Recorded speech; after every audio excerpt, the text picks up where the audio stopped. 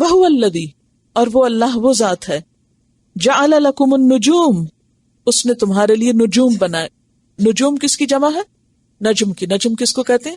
ستارے کو. کس لیے بنائے؟ لِتَهْتَدُوا، تاکہ تم ہدایت پاؤ، راہ پاؤ، رہنمائی کے لیے بنائے. جیسے کہ سورۃ النحل آیت 16 میں آتا ہے وَبِالنَّجْمِ هُمْ يَهْتَدُونَ، اور ستاروں کے ساتھ وہ راستہ پاتے ہیں.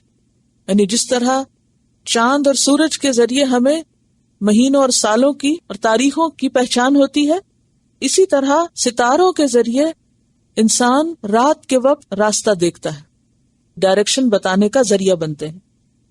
ستاروں کے مقاصد قرآن پاک میں بارہا بتائے گئے ہیں. مثلاً انا زینا السماء الدنیا بزینت الکواکب، کہ ہم نے آسمانی دنیا کو کواکب یعنی ستاروں کے ساتھ زینت بخشی. سورۃ الملک میں آتا ہے وجعلناها رجوما للشیاطین، شیطانوں کو مار بھگانے کا ذریعہ بھی بنایا. اور پھر وبالنجم هم يهتدون، اور یہاں پر جعل لكم النجوم لتهتدوا بها.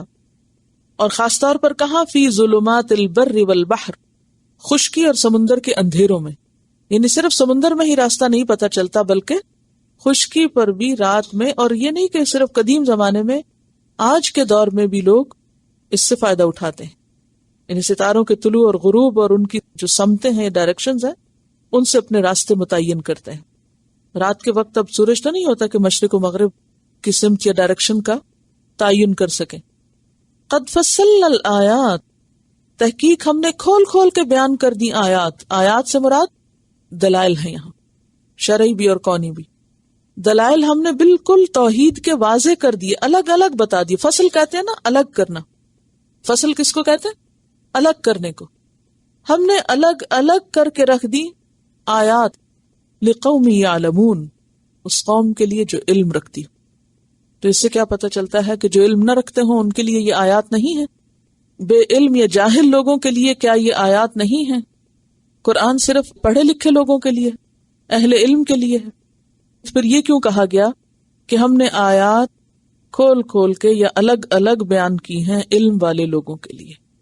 کیونکہ جو جانتے ہیں، جو علم حاصل کرتے ہیں، جو معلوم کرتے ہیں، انہی کو فائدہ ہوتا ہے. اس کو آپ اپنے اوپر رکھ کے دیکھیے کہ قرآن جب آپ نہیں جانتے تھے تو کیا اسی طرح آپ کو قرآن سے فائدہ ہوتا تھا؟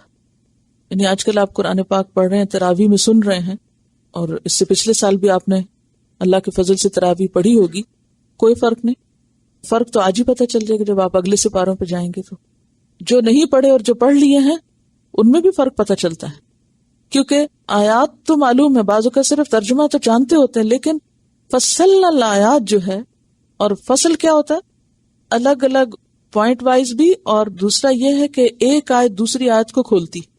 قرآن کو جب بیک نظر آپ دیکھتے ہیں اور ایک آیت سے ملتی جلتی دیگر آیات کو سامنے لا کے دیکھتے ہیں تو پھر پوری بات ایک بڑی پکچر میں سمجھ میں آتی. تو اس سے علم کی فضیلت پتہ چلتی ہے اور علم حاصل کرنے کا فائدہ معلوم ہوتا ہے کہ کائنات کی نشانیاں ہوں یا قرآن کی آیات ہوں، جب تک آپ ان کو سیکھتے نہیں، معلوم نہیں کرتے، جانتے نہیں، اس وقت تک وہ آپ کو فائدہ نہیں دیتی. اس آیت کا یہ مطلب نہیں کہ قرآن صرف علم والوں کے لیے ہے، یا صرف پڑھے لکھے لوگوں کے لیے ہے، یا صرف جاننے والوں کے لیے. قرآن تو سب کے لیے ہے، لیکن فائدہ وہ اٹھاتا ہے جو اس کو سیکھے، جو جانے. نشانیاں تو بکھری ہوئی ہیں، لیکن اگر کوئی ان کی حقیقت کو جانتا ہی نہیں، ان کو سمجھتا ہی نہیں، ان پہ غور و فکر ہی نہیں کرتا، تو وہ اس سے کیا فائدہ اٹھا سکتا ہے؟